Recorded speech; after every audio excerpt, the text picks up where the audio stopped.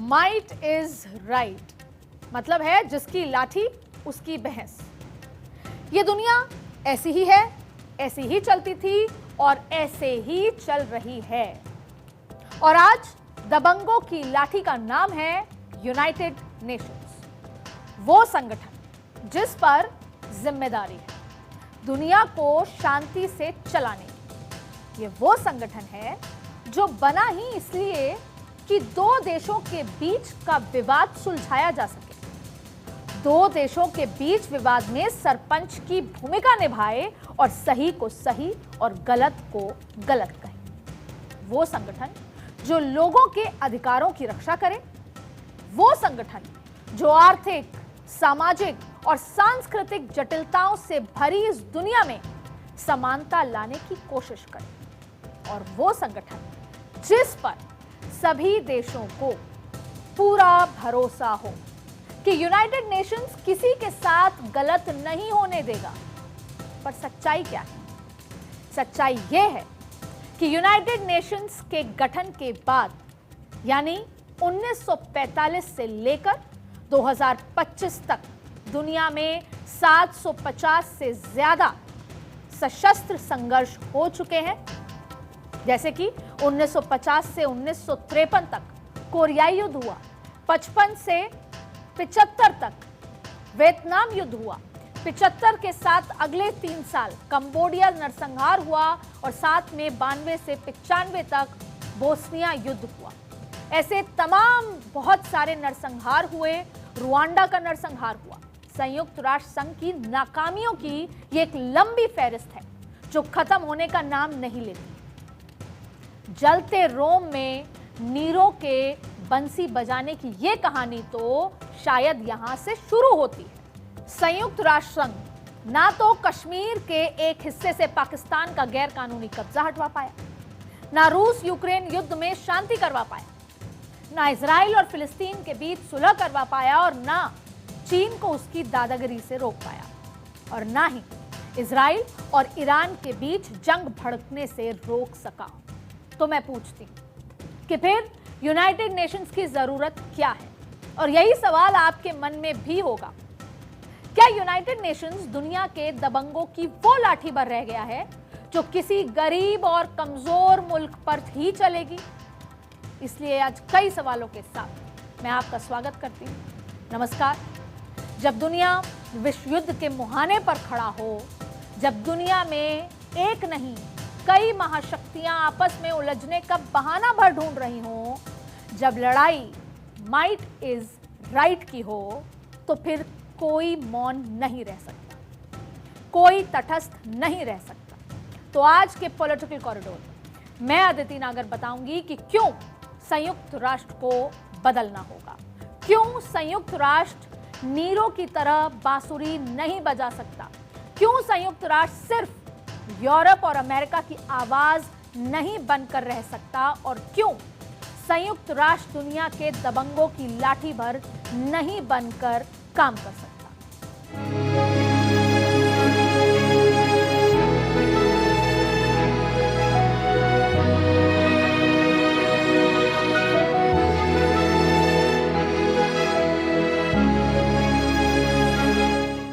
वो दौर था 1914 का।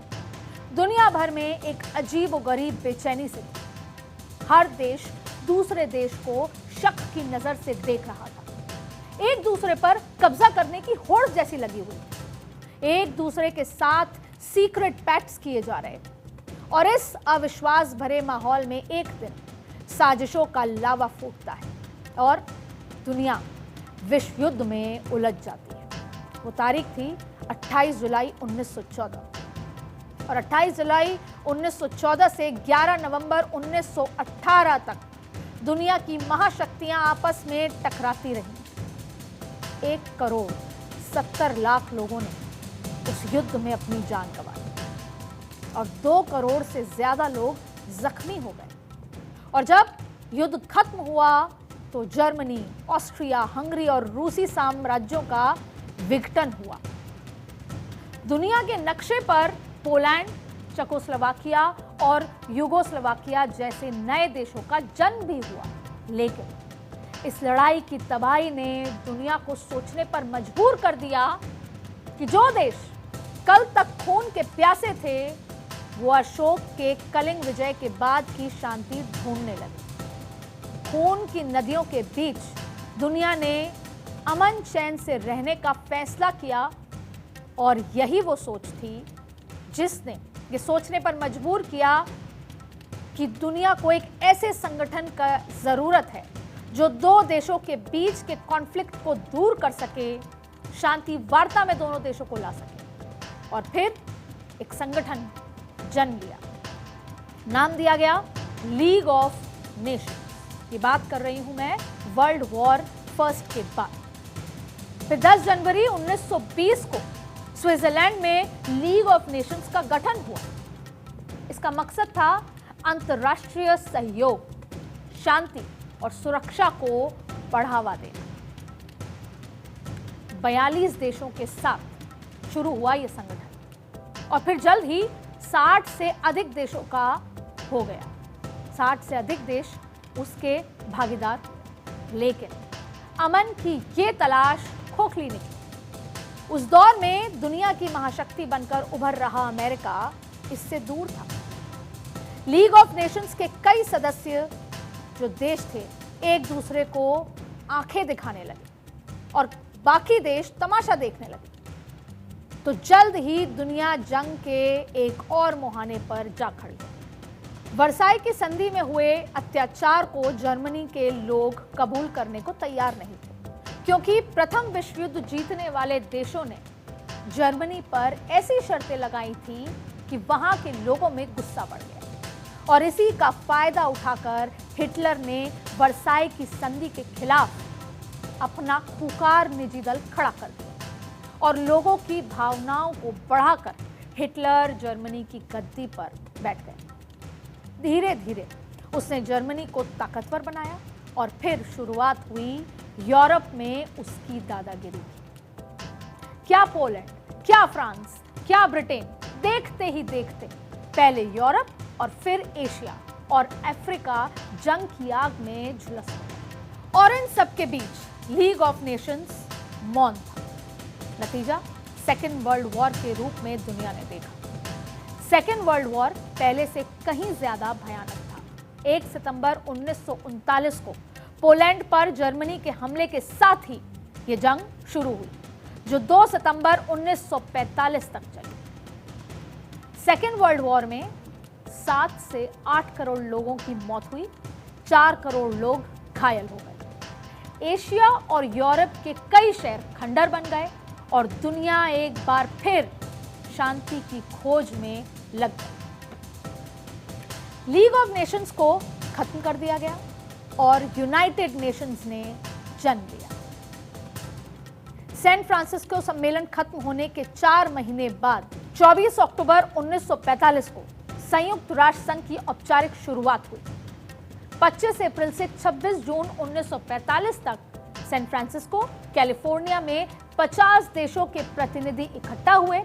इसमें अमेरिका, सोवियत संघ, यूनाइटेड किंगडम, फ्रांस और चीन शामिल थे।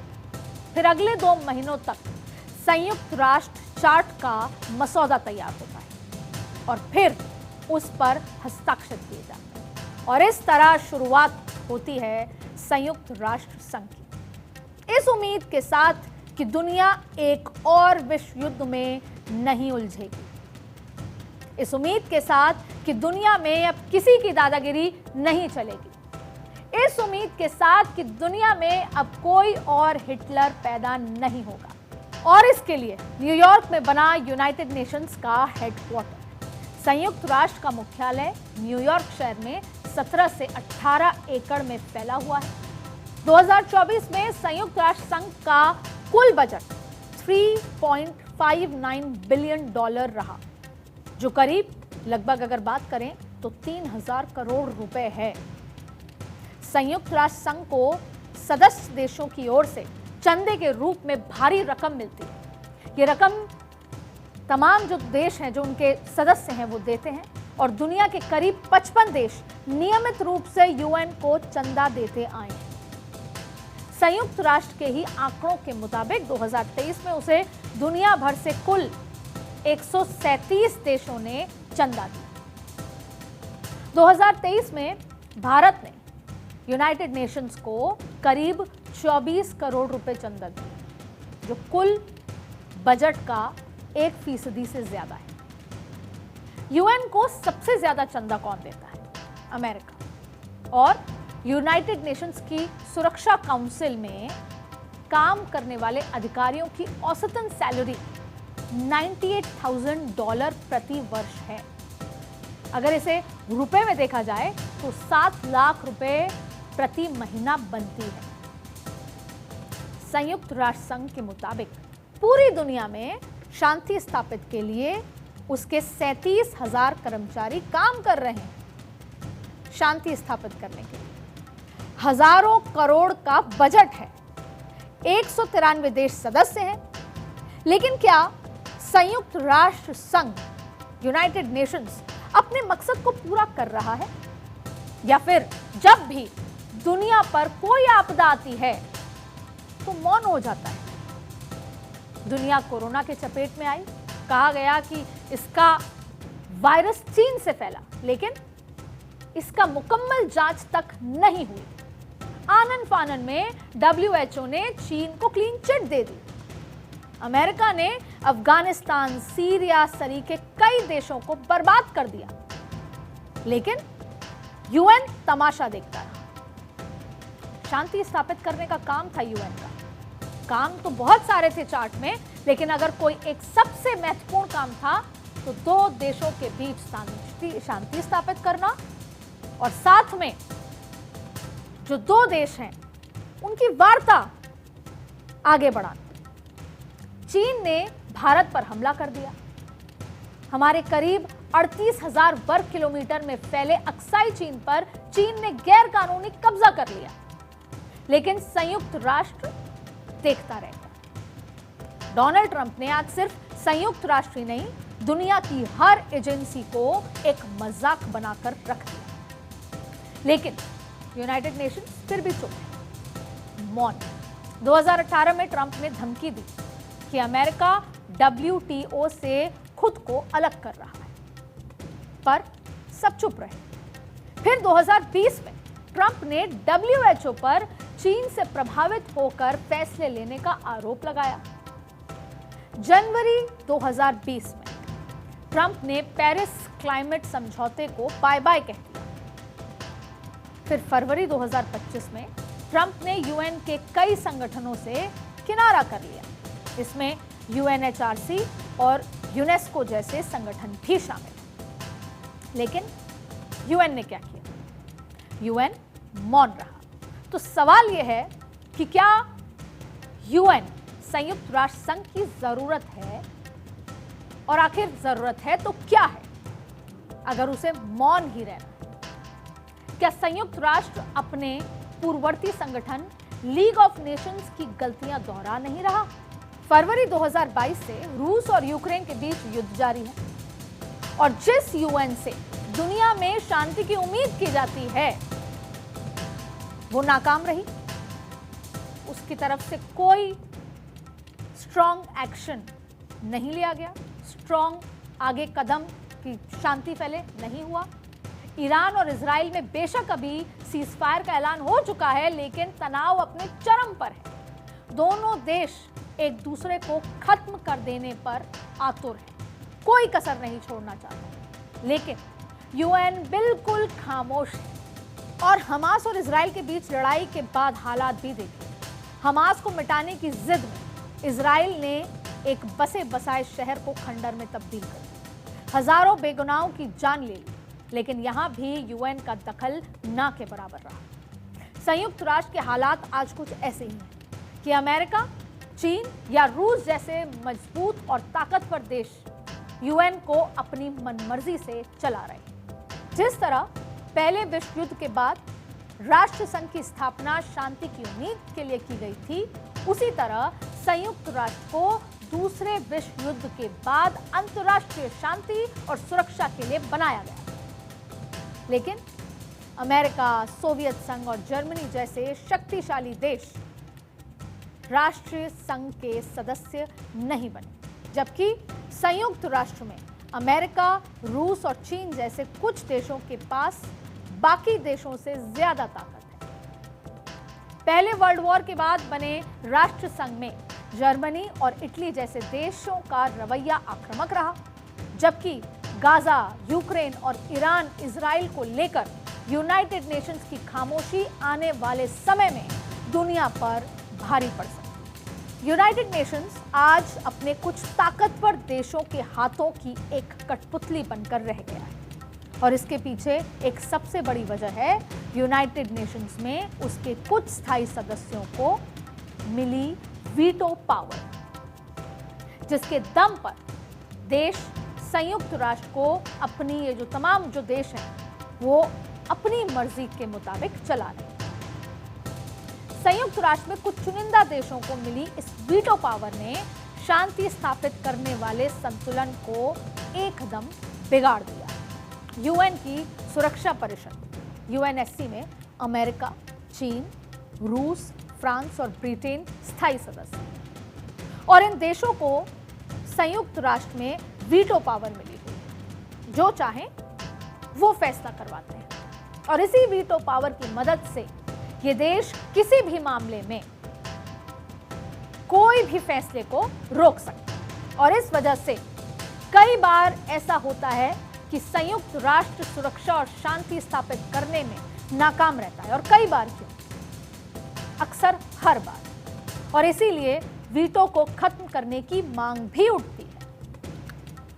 1992 से 1996, 92 से 96 तक यूएन के महासचिव रह चुके बुतरस घाली के मुताबिक वीटो शक्ति वाले देश संयुक्त राष्ट्र को अपने हिसाब से चलाते हैं, और कुछ चुनिंदा ताकतवर देशों को हासिल इसी ताकत की वजह से आज यूनाइटेड नेशंस दुनिया भर में चल रहे संघर्षों को रोक पाने में एकदम नाकाम नजर आता है। दरअसल संयुक्त राष्ट्र का ढांचा अब पुराना भी हो चुका है, यानी इसको बनाते वक्त जो परिस्थितियां थी, जाहिर तौर पे अब वो परिस्थितियां नहीं है, वो भी अब पूरी तरह से बदल चुकी। संयुक्त राष्ट्र पर सवाल उठाते हुए कई देश ये बात दोहरा चुके हैं कि अगर इसमें सुधार नहीं होता तो आने वाले वक्त में यूएन महत्वहीन हो जाएगा। युद्ध न रोक पाने की सबसे बड़ी वजह जो है वो यूनाइटेड नेशंस की पॉलिसी भी है।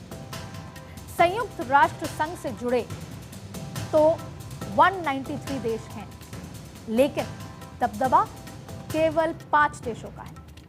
संयुक्त राष्ट्र संघ सिर्फ अमेरिका, रूस, फ्रांस, ब्रिटेन और चीन की ही मानता है। संयुक्त राष्ट्र संघ के नियम के मुताबिक स्थायी सदस्य ही बड़े फैसले करेंगे। इन स्थायी सदस्यों को वीटो का अधिकार दिया गया है, और इसमें कोई एक देश भी वीटो का इस्तेमाल करता है तो मामला ठप पड़ सकता है, और ये देश अपने अपने फायदे के हिसाब से वीटो पावर का इस्तेमाल करते हैं। यूएनएससी में रूस के खिलाफ प्रस्ताव आता है तो चीन वीटो कर देता है। इजराइल के खिलाफ प्रस्ताव अमेरिका अड़ंगा अड़ा देता है। यह शक्ति 1945 में दी गई थी, जब ये देश सेकेंड वर्ल्ड वॉर के विजेता थे। लेकिन अब बात हो रही है 2025 की। 2025 में जब इंडिया, ब्राजील और जर्मनी जैसे देश ग्लोबल पावर्स हैं, तो फिर यूएनएससी में सिर्फ 5 देशों की मनमानी क्यों चलनी चाहिए? यह सिर्फ सवाल नहीं, यह संयुक्त राष्ट्र की आलोचना का सबसे बड़ा आधार भी है। 5 स्थायी सदस्य यानी कि अमेरिका, रूस, चीन, ब्रिटेन, फ्रांस वीटो पावर की वजह से यूएन को अपने इशारे पर नचाते हैं। रवांडा नरसंहार, स्रेब्रेनिका हत्याकांड, यूक्रेन और गाजा जैसे संघर्षों में यूएन तमाशा देखने से ज्यादा कुछ नहीं कर सकता। यूएन के पास अपनी कोई स्थायी सेना नहीं है, वह सदस्य देशों पर निर्भर करता है, और जब तक कोई देश सेना ना भेजे यूएन कोई प्रतिक्रिया नहीं दे सकता। और इतना ही नहीं, यूएन पर गैर जरूरी खर्च, पारदर्शिता की कमी जैसे आरोप भी लगते रहते हैं। लंबे समय से सुधार की मांगे भी उठ रही हैं, लेकिन यूएन की संरचना आज भी पुरानी बनी हुई। सुरक्षा परिषद की संरचना आज के वैश्विक सत्ता संतुलन को नहीं दर्शाती। इससे विकासशील देशों को कम प्रतिनिधित्व मिलता है। संयुक्त राष्ट्र की नाकामियों की इस लिस्ट को देखते हुए ही प्रधानमंत्री नरेंद्र मोदी ने कहा था कि जो अंतर्राष्ट्रीय संगठन बनाए गए थे वो लगभग अप्रासंगिक हो गए, उनमें कोई सुधार नहीं हो रहा। संयुक्त राष्ट्र जैसी संस्थाएं अपनी भूमिका नहीं निभा पा रहे और दुनिया में जो लोग कानून और नियमों की परवाह नहीं करते वो सब कुछ कर रहे हैं, उन्हें कोई रोक नहीं पा रहा। तो सवाल यह है कि फिर सिर्फ 5 देश दुनिया के 193 मुल्कों की तकदीर का फैसला कैसे कर सकते हैं? क्यों दुनिया अमेरिका, रूस, चीन और फ्रांस के इशारे पर चले? क्यों नहीं यूएनएससी में लैटिन अमेरिका, अफ्रीका और दक्षिण एशिया से भारत का प्रतिनिधित्व भारत को मिलना चाहिए? दुनिया जानती है कि भारत आज उभरती हुई अर्थव्यवस्था है और महाशक्ति है, जिसकी अनदेखी करना दुनिया के लिए नामुमकिन है। हम दुनिया के लिए सिर्फ 140 करोड़ की आबादी वाला बाजार नहीं, भारत आज चौथी सबसे बड़ी अर्थव्यवस्था के लिहाज से आगे बढ़ रहा है। आज भारत जिस देश में भी जाता है वहां के लोग, वहां की सरकार दिल खोलकर उसका स्वागत करते हैं। आज भारत को आने वाली विश्व शक्ति के लिहाज से देखा जा रहा है। तो फिर हमें यूएनएससी का सदस्य क्यों नहीं बनाया जाता? वो भी तब जबकि अकेले भारत यूएन के शांति मिशन का सबसे बड़ा भागीदार है। भारत 50 से अधिक देशों में संयुक्त राष्ट्र के शांति मिशन पर अपनी सेना भेज चुका है। और आपको बता दूं, भारत के 2,90,000 से अधिक शांति सैनिक शांति मिशन के लिए जा चुके हैं। और मीडिया रिपोर्ट्स के मुताबिक भारत के 160 से अधिक सैनिक यूएन शांति मिशन में शहीद भी हो चुके हैं। लेकिन इसके बावजूद चीन के दबाव में संयुक्त राष्ट्र संघ भारत को उसका उचित हक यानी कि यूएनएससी की सीट, यूएनएससी में सदस्यता देने को तैयार नहीं। चीन डरता है। चीन को डर है कि अगर भारत यूएनएससी का सदस्य बना तो उसकी दादागिरी बंद हो जाएगी। इसीलिए वो ऐसे किसी प्रस्ताव के समर्थन नहीं करता।